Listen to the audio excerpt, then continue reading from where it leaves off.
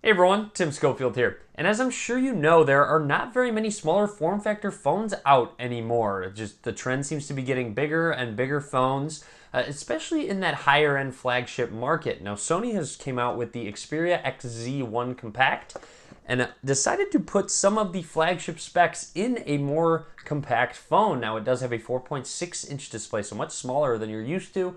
It also has the latest Snapdragon 835 processor with 4 gigs of RAM, and also comes with Android 8.0 Oreo out of the box. You do have multiple color options with the XZ1 Compact. You have white silver, black, horizon blue, and twilight pink. You do have a neat little color reflection as well on the front of the box. And then down at the bottom, XZ1 Compact. And if you want to see some quick specs, you can. 19 megapixel rear camera, Qualcomm Snapdragon 835, 4.6-inch display, 2700 milliamp hour battery. So let's open it up. And I did actually get the blue variant. So right away, noticing it is a little bit small. Of course, it is called the Compact. So definitely one of the only options you have for a smaller device with a high-end Snapdragon 835 processor. So to start off, let's go ahead and peel off some of this plastic that's on the outside of the phone. And there we go. So now I'm going to go ahead and power on the phone, which is on the right side here. Set it to the side, and while it boots up, show off real quick what else is in here. So looking at it, looks like we have some booklets, all that stuff. And here's our charging cable, which is USB Type-C, as you can tell right there. And then on the rest of the box, you just have your AC adapter. There's the specs on that AC adapter. It does have Quick Charge 3.0, and our phone is also booted up. And it looks like it didn't go to a start screen at all. I'm gonna actually reset the phone. While the phone's resetting, I wanna give you a closer look at the design and just the phone in general. On the back, Xperia NFC with that camera. Down at the bottom here, you have your USB Type-C slot with a microphone. On the left side is actually where the SIM tray is, and also an expandable micro SD card slot. So it does come with 32 gigs of storage, but you can expand it. Up at the top here, headphone jack, always good to see, a microphone. And then on the right side here is where all your buttons are. So every button is housed on the right side. You have very small volume buttons up and down, which is just about the same size as your power button. So your power button is definitely the main button.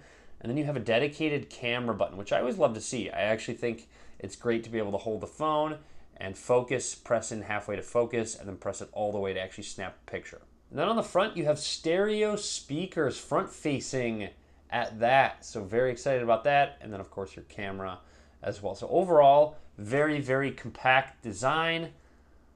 And let's get started. I'm gonna talk about anything that's out of the ordinary. So within that startup screen, nothing too crazy out of the ordinary. I do wanna make note that there is no fingerprint scanner on this device. So if you're looking for one, this does not have one. Anyways, jumping into settings, I want to show system software Android 8.0, which is fantastic to see. So that is a good sign to show that Sony will probably keep their devices updated, especially with this having a Snapdragon 835. It'll run future software updates very easily, and hopefully the updates will come quickly as well. Now, like I do in all my unboxings, I want to first go into the storage option, so you can kind of see out of the box how much storage you actually get.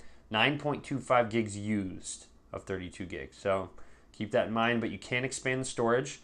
So in terms of apps, here is the app drawer. So it does include some extra apps. So you'll see AVG protection. So if I press and hold on that, and then go to add to home screen, you can't. So you can't uninstall it. You can disable it though. So if I hit disable, you can go and do that if you'd like to. They have a 4.6-inch 720p display on the XZ1 Compact, and it is very compact. It's a nice change of pace, looking at a smaller display, and I think there's a market for it. I think a lot of people will appreciate a smaller form factor in a phone that does have a lot of power. Like I said, 835 and 4 gigs of RAM as well. Now, 19 megapixel rear camera. Let's go ahead and load it up and just snap a couple pictures just to kind of get an idea of the shutter speed. Now I'm going to use the button right here, so I press it halfway to focus and snap, or of course I can just go ahead and press the button,